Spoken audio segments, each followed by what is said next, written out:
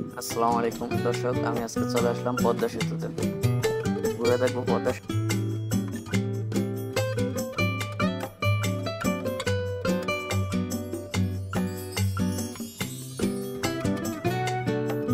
বাংলাদেশের পদ্মা নদীর উপরে নির্মিত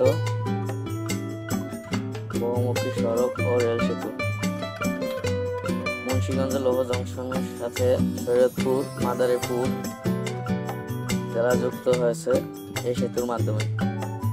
সেতুটি 2022 সালে 25শে জুন উদ্বোধন করা হয়।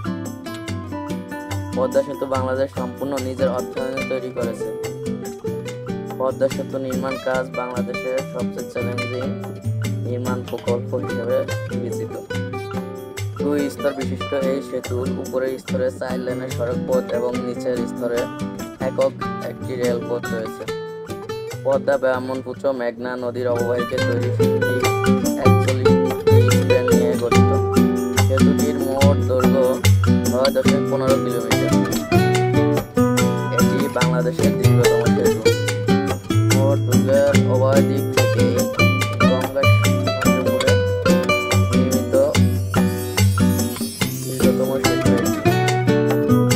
128 মিটার গভীরতা যুক্ত বিশ্বের গভীরতম পাইলিং এর সেতু এটি। রাতে এই সেতুকে দূর থেকে দেখলে মনে হয় যেন কোনো একটা শহরের বাতি জ্বলছে। আর ধীরে ধীরে কাছে যাওয়ার পর সেতুর দৃশ্য ফুটে ওঠে এবং সেতুর সৌন্দর্য অন্যরূপে ধরা দেয়। রাতের আলোকসজ্জায় সেতু আরো নান্দনিক সুন্দর হয়ে ওঠে।